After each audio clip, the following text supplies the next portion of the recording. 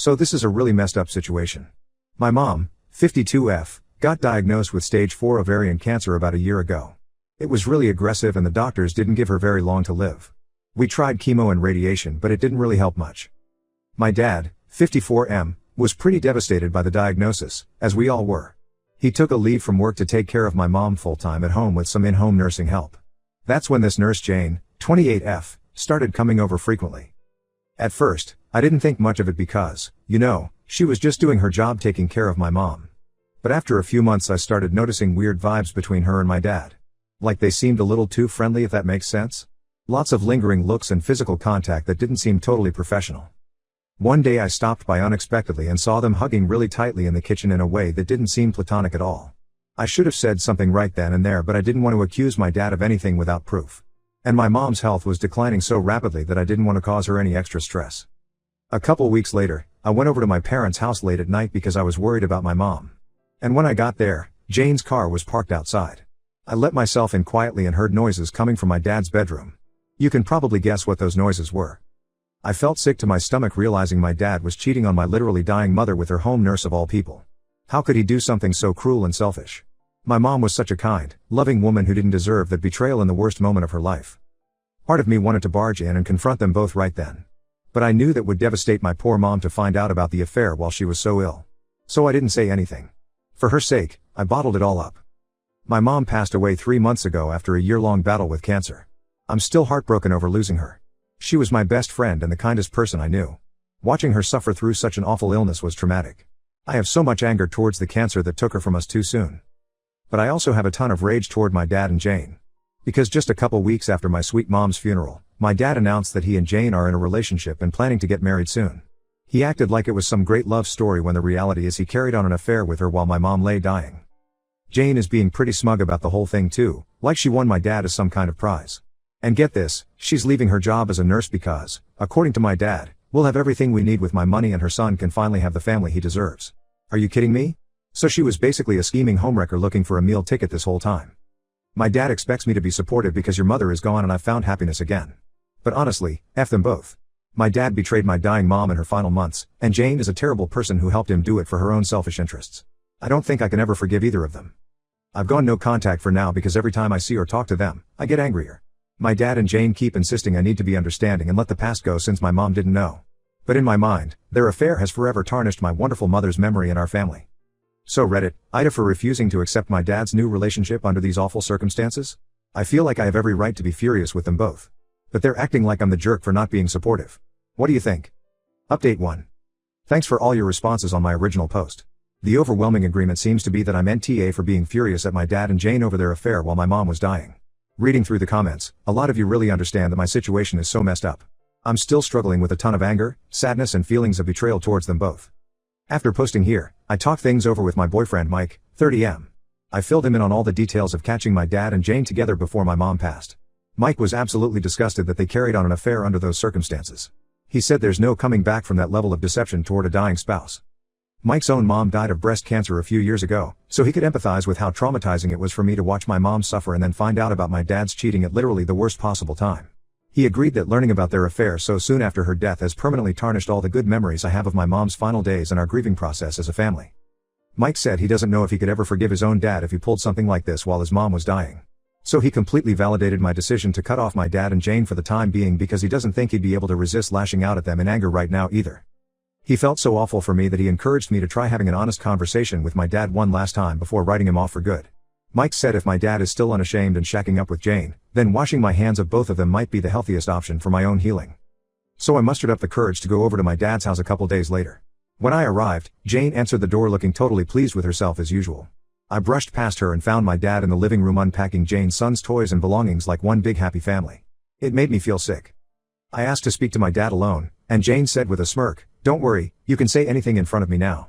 My dad just chuckled awkwardly and said Jane was going to be his wife soon so she shouldn't be left out. That pissed me off even more. I laid it all out for my dad.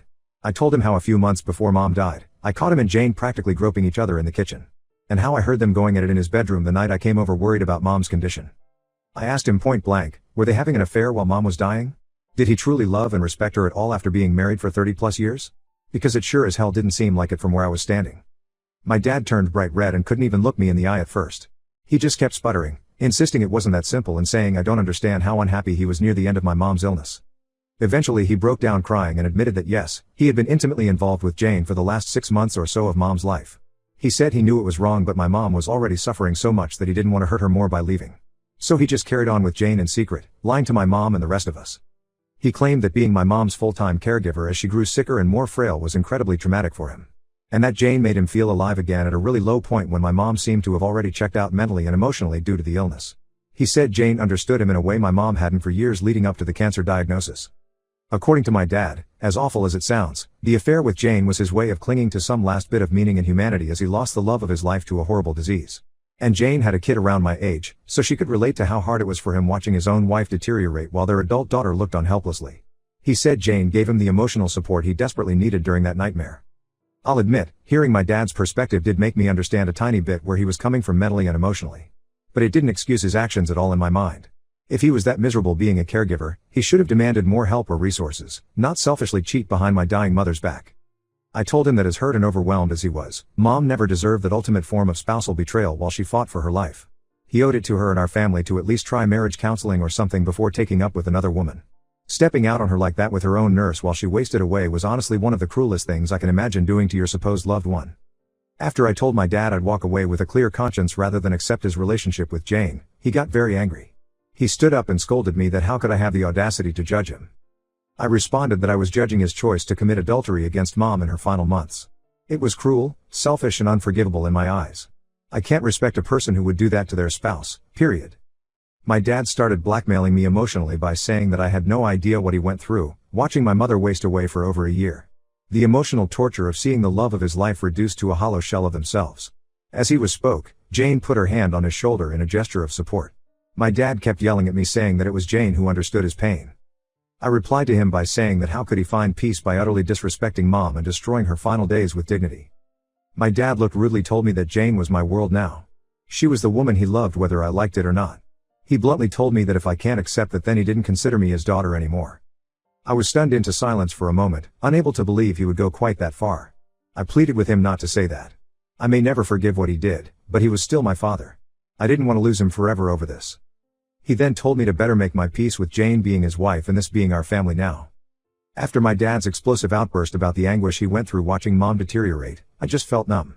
Part of me ached for the profound trauma he seemed to have buried during her illness. But I was also disturbed by the anger he showed while unleashing all that suppressed pain. I just shook my head slowly and left without another word. I needed space to process the emotional chaos of that confrontation. Update 2. Later that night, my boyfriend Mike came over after I sent him a vague text about things getting intense with my dad. I broke down crying while recounting every ugly detail of our heated exchange. Mike just held me, letting me get it all out. Mike agreed with me that my dad having an affair with Mom's nurse, then lashing out at me for being angry about it, was unacceptable. He said, "Look, I feel for the guy suffering, I really do. Going through something that dark definitely changes a person. But it doesn't give him a free pass to utterly betray your mom like that behind her back. Cheating is still cheating, regardless of circumstances." Over the next few days, I went back and forth on whether I should seek outside support in confronting my dad about his delusional mindset. Maybe hearing perspectives from others in our family would make him realize how far he'd strayed into emotional wasteland. I ended up reaching out to my Uncle John, Mom's younger brother. He lived out of state but we were still close. I filled him in on everything, the affair, Dad shacking up with Jane right after Mom's funeral, his nuclear meltdown about her abandoning him, etc. Uncle John was horrified and furious on my behalf. He launched into a trademark rant about what a reckless, selfish piece of shit my dad was for carrying on an affair with a side piece while Mom wasted away fighting for her life. He said if he were me, there's no way he could ever look at my dad again without immense disgust. Uncle John then stated the obvious, that if my dad felt so abandoned by Mom's illness, he should have divorced her honorably first before hooking up with that scheming nurse who took advantage of a grieving elderly man for money. According to him, Dad's choices were wrong and Jane was absolute trash. Period. I felt relieved that Uncle John validated my feelings about the situation being unforgivable, at least on a fundamental level. But when I asked if he wanted to reach out to my dad as another family voice of reason, he was extremely reluctant. "Han, you know how your dad operates. His stubbornness has always been his greatest character flaw," Uncle John said. "He made up his mind to betray your poor mother in her darkest hour because she was the one who checked out emotionally or whatever excuse he's spewing." Uncle John continued, "If I try reasoning with him, he'll either blow me off completely or attack me. You know how he gets, that ego of his won't allow any other perspective to penetrate. I had to admit Uncle John was right. My dad had always been stubborn to the point of illogical self-righteousness whenever he dug his heels in on an issue, especially in recent years. If he truly mistook himself into thinking this affair/relationship storyline was some profound rebirth for him, I could definitely see him dismissing any disapprovals against him. With a defeated sigh, I asked Uncle John if he at least wanted to reach out as a supportive family member, seeing as how I'd considered going no contact with Dad for my own mental health. But he was completely disinterested. I could hear the hint of angry tears in Uncle John's voice as he concluded, "Your mom didn't deserve to fight terminal cancer under the crushing betrayal cloud. And you didn't deserve to have your grieving disrupted by your own father's depraved side fling, with the only upside being you clearly take after her side of the family more than his." Those words stung, but they also clarified that getting extended family perspectives wouldn't sway my dad whatsoever. Everyone else was too disgusted by his actions to even try reasoning with him. They were content to let the relationship collapse. From there, I also talked to my mom's two childhood best friends who were like aunts to me growing up. Both were mortified upon hearing details of my dad's affair and furious he would do something so cruel in my mom's final months. Like Uncle John, they insisted there was no justification for that level of betrayal in the face of a terminally ill spouse. They refused to give my dad's mindset any benefit of the doubt, insisting he was just indulging his selfish tendencies as per usual when times got tough. Ultimately, both aunts stated, "Sorry honey, but your daddy's dead to us after that heartless act of treachery against your poor mother's memory. He'll get no sympathy or reason from this side." Now I understood that no one was interested in extending empathy or wisdom to guide him back toward rationality. When I told about all my failed attempts to recruit a united family front, my boyfriend Mike simply stated, "Babe, they're not wrong for feeling that way about your dad's choices. He kind of made this bed for himself with no one else's input." Mike shrugged sympathetically. "Maybe it's time to stop seeking outside validation and just make peace with whatever personal boundary you need to enforce going forward." The more I thought about it, the more I realized Mike was right. Any other attempts to bring family into the fight would only outrage my father. And if I'm being honest, their disgust was justifiable to an extent. He had made wildly unethical personal choices while prioritizing his own emotional needs over being a husband. So after exhausting all other perspectives, I decided the healthiest path forward was to disengage from the situation entirely for my own mental well-being. I could no longer be a viewpoint trying to justify, argue or rationalize my dad's skewed moral perspective on everything that transpired. He'd chosen the relationship he wanted to cling to, and it was no longer my place to fight that misguided choice. I sent one final text to my dad, simply saying, "I don't approve of your affair decisions, but I can't control the situation anymore. If this is the reality you choose to accept, there's nothing more I can say beyond wishing you peace and happiness. But I need to walk away to protect my own heart and mind from the unresolved trauma of Mom's final months. Please don't make further attempts to justify Jane's role to me, as it will only continue this cycle of suffering. I'm letting go and hope you can too." Remarkably, my dad didn't try to fight me or suck me back into another emotional argument over the text. He simply replied, "I hear you. Take care of yourself." That was it. And just like that, the years of goodwill, trust, and family solidarity seemingly broke for good between my dad and I, all because of a chosen circumstance that forever stained the most intimate, vulnerable, and heartbreaking chapters of our lives. So that's where I'm at now. Just, numb, accepting the imperfect reality where the man I've loved and respected for decades as an upstanding father crumbled before my eyes. And all I can do is continue focusing on my own journey. My dad chose to forcefully reject my role in protecting Mom's final honesty when he opted for secret passion over his marital fidelity.